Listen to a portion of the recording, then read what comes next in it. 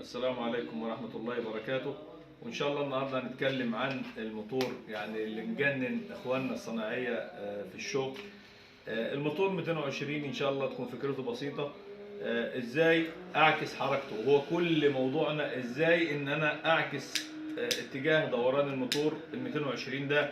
هو الموضوع إن شاء الله تعالى سهل جدا فوق ما أنت تتخيل، ولكن ان شاء الله هنبسط الموضوع علشان نتكلم فيه.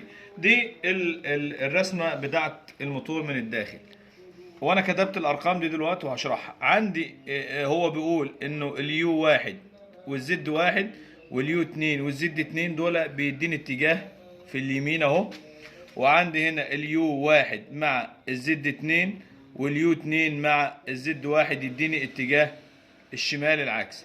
تمام، دي اللي هي طريقة التوصيل اللي موجودة. طيب لو التوصيل ده مش موجود معايا، احنا بيبقى عندنا الكباري ده هي موجودة معايا، بتبقى بالطريقة دي. تمام، بتبقى بالطريقة دي. انا دلوقتي دي الاطراف عندي، لو انا عايز اعكس الاطراف دول كده اتجاه، ولو عايز اغير اتجاه الموتور طبعا بجيب كوبري اعلى من كده علشان ما يحصلش الشورت، ببدل دي مع دي كده وبجيب دي مع دي كده. تمام، دول اتجاه.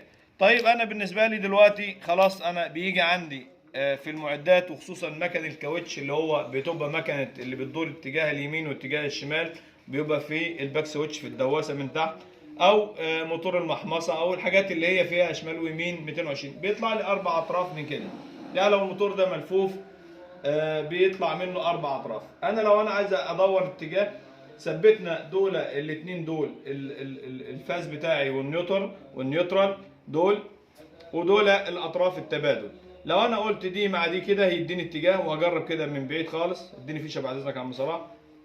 دول مع دول اتجاه، طيب ودي مع دي يدونا ايه اتجاه التاني، الاربع اطراف. ومعانا الباك سويتش انا جبته، الباك سويتش اللي بينفع في الحاله دي بيجي باك سويتش اربع اطراف للشغلانه دي. الباك سويتش الاربع اطراف دوت بيبقى اتجاهين، اتجاه واحد واتجاه اتنين والاتجاه اللي في النص معانا. طيب لما انا عايز اعرف عندي الارقام الزوجيه على الباك سويتش، هنا دي ارقام ثابته، يعني الاربعه قصادها الاثنين، والاطراف دي مقفولين مع بعض من جوه، فاصبح عندي الاطراف الفرديه هي اللي انا بشتغل عليها. يعني انا عشان ابدا اقول اعكس اطراف، الاطراف عندي بتبقى في الاطراف الفرديه. انا بعمل كباري اهم، اربع كباري اهم واضحين اهم، اربع كباري حرين. وعندي تحت، قرب على دي علشان دي مهمه جدا، دي ادي اطراف الفيشه اهم.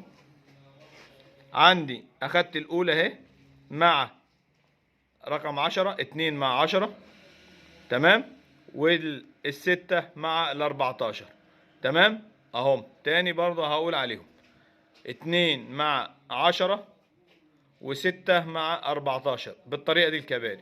فوق قصادنا عندي الدنيا حرة اهي، عندي 1 و5 و9 و13، الناحية التانية 3 و7 و11 و15. تمام، لو انا عايز اجيب الموتور اهو قدامي، هثبت الاطراف، احنا قلنا دول 220 اهو،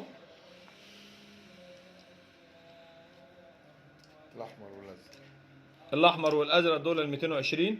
هجيب الطرف الاحمر ده اهو، هات مفك بعد اذنك يا عم صلاح.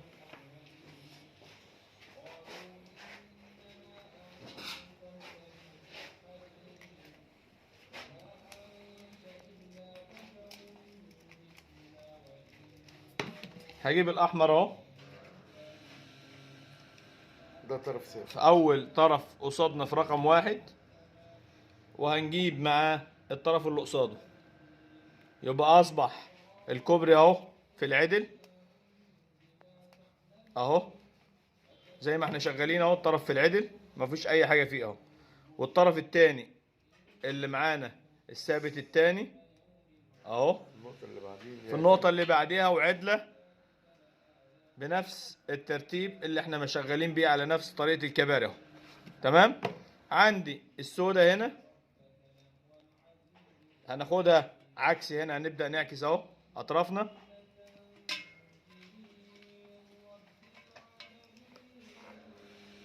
اهي، عكسنا اطرافها اهي.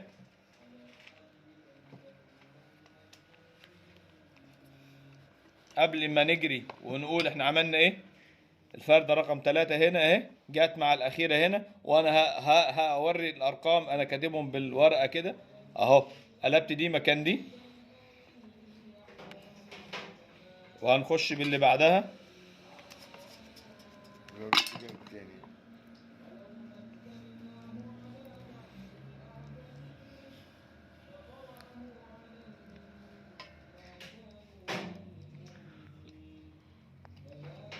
تمام.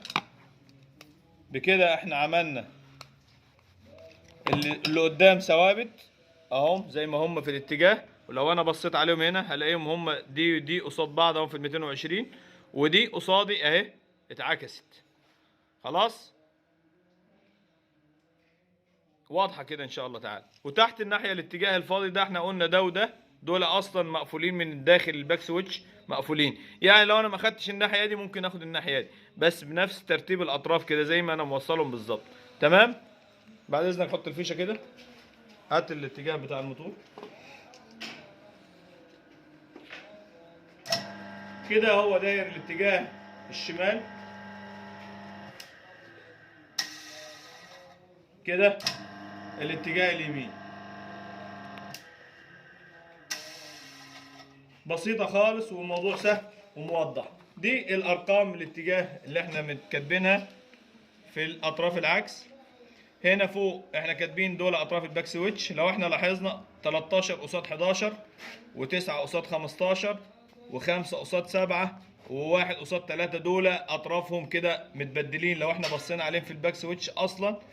يعني 15 اهي وال11 اهي والسبعه اهي والثلاثه اهي دول ثوابت. الناحيه الثانيه المفروض 13 قصاد ال15 انا عاكسها هنا، والتسعة قصاد ال11 انا برضو عاكسها، يعني اهي ال11 هنا، التسعة فين اهي متبدلة، والخمسة ثابت والواحد ثابت، دول ثوابت اطراف ثوابت ما فيهاش اي عكس حركة.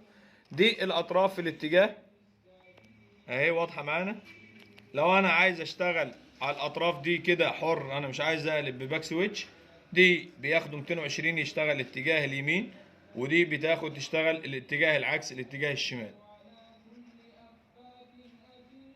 دي طبعا الدايره بالنسبه لنا، لو فيها اي ملحوظه اي حاجه احنا بفضل الله تعالى نقدر نتواصل ونساعد فيه على قد ما نقدر، وان شاء الله تعالى يعني انا بسطت الموضوع على قد ما قدرت.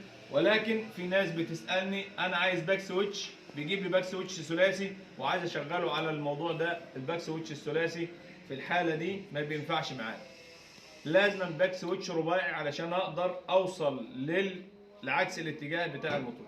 ده اللي انا اقدر اتكلم فيه واقدر اوصله، وان شاء الله يكون فيديو نافع وناجح ان شاء الله لينا كلنا. والسلام عليكم ورحمة الله وبركاته.